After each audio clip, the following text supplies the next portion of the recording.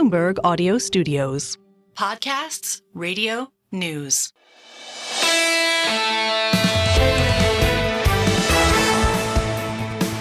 Single best idea. Where do you begin? I mean, we were going to do an entire single best idea on the total solar eclipse, but maybe we're all eclipsed out. I hope that all of you in the totality have a chance, cloud cover or not, to experience the total solar eclipse. Thanks for the many comments. I've got on today my Bill Nye bow tie, treasured from Bill Nye the Science Guy. We did something once, I can't remember what it was on, but it's good to see science and astronomy out front today. Out front today as well was great conversation on Bloomberg Surveillance. Bill Lee's going to join us from Milken, just wonderfully encyclopedic on the cultural aspect of China, geopolitical economics and all that. But first, we had to go with Victoria Bill. She's out in Chicago with Banrian. And she's really, really quite good. And she writes a really terse note. And the heart of her note is get on board. Get on board NVIDIA. Get on board Novartis. She's none of this value, find something cheap and wait. Someday it'll go up. She's on board the successful stories right now. And, of course, one of those is Bitcoin. She is absolutely heated about the limitation of supply and all the new money coming in. She doesn't mince words. Bitcoin, 60, 70,000 out to 100,000 plus. Let's listen to Ms. Bills. We're seeing a lot of kind of continued traction that's coming into the market because of the upcoming halving that's happening in April. And we already saw an uptick in Bitcoin pricing because of the introduction of the spot ETF earlier this year, which drove the price over 70,000. So we can honestly expect, with the decrease of supply that's now coming into the market for Bitcoin, on top of that very outpaced demand, that we can actually expect over 100K in pricing by end of year. Victoria Bills of Banrian with a call there. Major shout out. My favorite phrase, just a little inside baseball, I love to tell anybody involved with Bloomberg Surveillance, I stand corrected. I'm walking around with all sorts of certitude, and I love it when I'm totally wrong and somebody says, Eric will say to me, hey, stupid, you're wrong.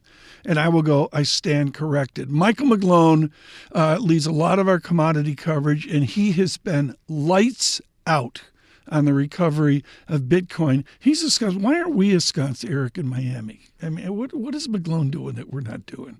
He's smart to find out what that is. We need to, I see a December move, something like that as well. Another move is to look at the Milken Institute. Their soiree coming up here. I believe it's in May, maybe April, can't remember. And their chief economist is William Lee. William Lee was definitive at the IMF on the Pacific Rim Watch and is now chief economist for Milken Institute. I love to talk to him about China because he's got huge familial ties into China. He talks about Chengdu or Shanghai differently than the rest of them.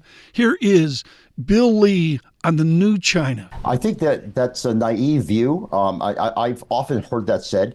You can invest in China and invest in China very successfully if you follow the new principles of investing in China, which is, promote the state goals of improving the Chinese economy.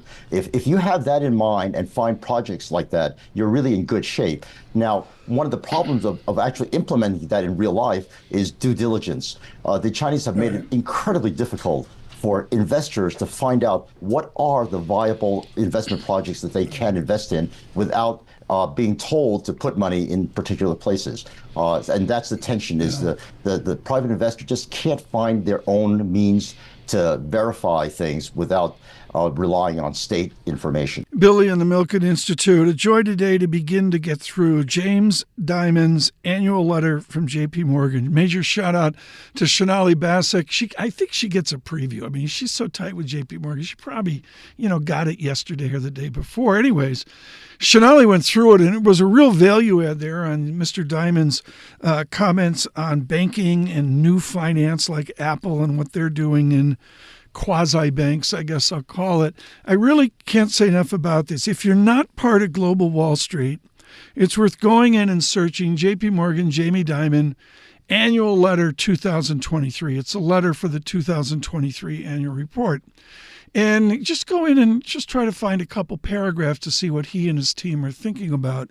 For Global Wall Street, it's a long read, but really, really interesting. I wish we had more of these notes out from industry leaders, just, their team and all that, not just one person yapping away. I can't say enough about a careful read of the JP Morgan annual letter from James Dimon. We're out on Apple CarPlay. Don't forget the Bloomberg Business app. It's free, no pain. There's some confusion about this. It's free to get out on Apple CarPlay and, of course, on Google Play as well with Android. And on YouTube, we're just humbled by the response, not only how many of you are choosing to listen to us through YouTube, search Bloomberg Podcasts, but also the amount of time people are spending listening to us. We're humbled that you're taking us as a part of your morning. It is single best idea. We'll do this tomorrow. Tomorrow, there's no solar eclipse.